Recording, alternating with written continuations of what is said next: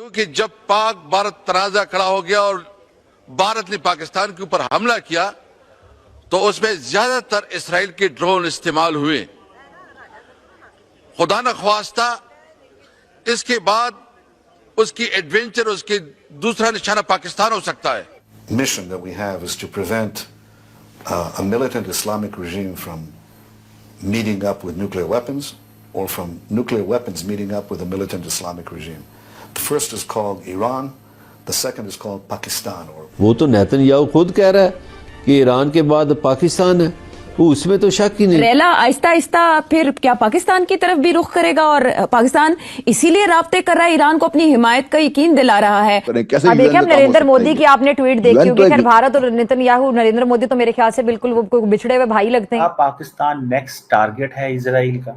خدا نہ خواستہ ایران کو پرماننٹلی ایٹامک صلاحیت سے محروم کر دیا گیا جتنی اس کے پاس ہے، تو پھر یہ ہمارے لیے بھی ایک وارننگ سائن ہے، پھر وہ ہمیں بھی نہیں چھوڑیں گے۔ اس نے ایران کے بعد پاکستان کا کہا ہے نا کہ ایران کے بعد پاکستان ہی ہے۔ دوسری جگہ وہ کہتے ہیں کہ why did Osama feel safe in Pakistan? S. J. Shankar on Islamabad's terror links.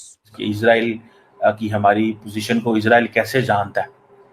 اسرائیل ہماری پوزیشن کو جانتا ہے، اسرائیل کو ہماری آفیشیل پوزیشن کا پتہ ہے، اسرائیل کے ساتھ جو ممالک رابطے میں رہتے ہیں، ہم تو رابطے میں نہیں رہتے ڈائریکٹ ان کے ساتھ، لیکن جو ممالک رابطے میں رہتے ہیں اسرائیل کے ساتھ، جو ممالک امریکہ سمیت اسرائیل کے بہت قریب ہیں، ان کو پاکستان کی پوزیشن کا پتہ ہے کہ what does Pakistan.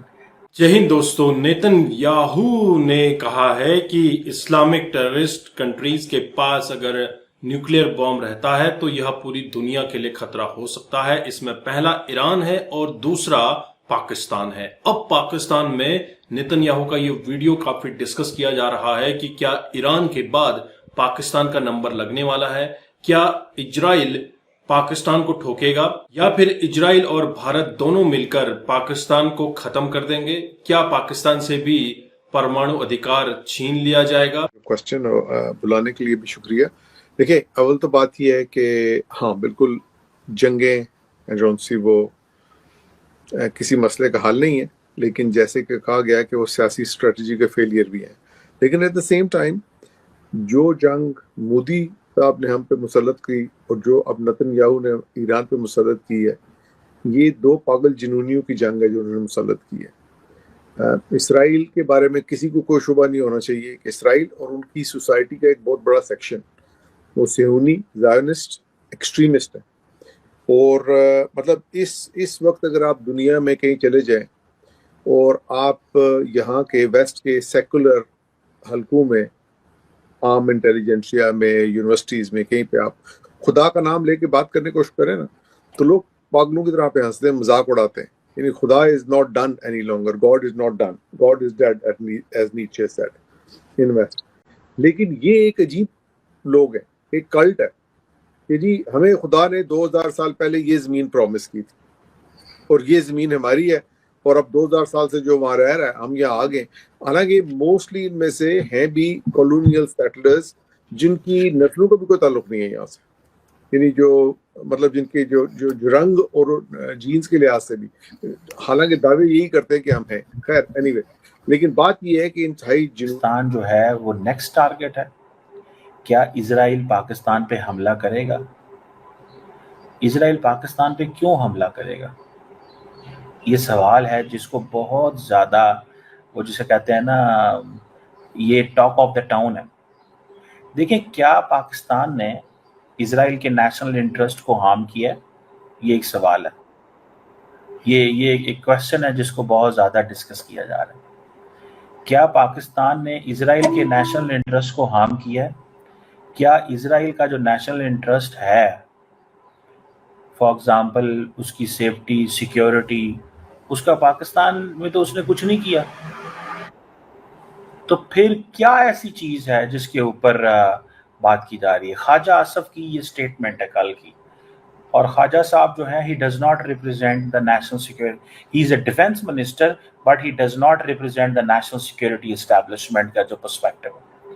he is a politician، تو یہ پولیٹیشین اکثر پاپولسٹ نعرے لگاتے ہیں، وہ کہتے ہیں ہم بوڑھے ہو گئے ہیں، ہم نے کیا کرنا ہے، ہم اپنے دل کی بات کرنا چاہتے ہیں, ہم اپنے دل کے حساب سے رہنا چاہتے ہیں, جو ہمیں دل کہتا ہے ہم وہ کہیں گے. ہم کیوں دل میں اپنے باتیں رکھیں, ہم وہی کہیں گے جو ہمیں اچھا لگتا ہے. لیکن پاکستان کو ڈریگ کیا جا سکتا ہے.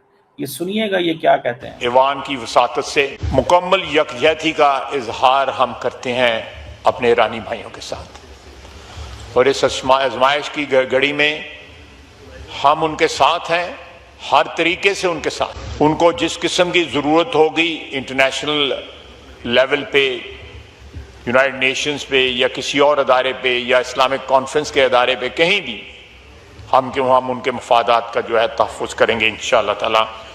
وہ ہمارے بھائی ہیں, ہمارے ہمسائے ہیں, ان کا دکھ درد, ان کی خوشیاں, ان کا غم جو ہے ہمارے ساتھ جو ہے مشترک ہے.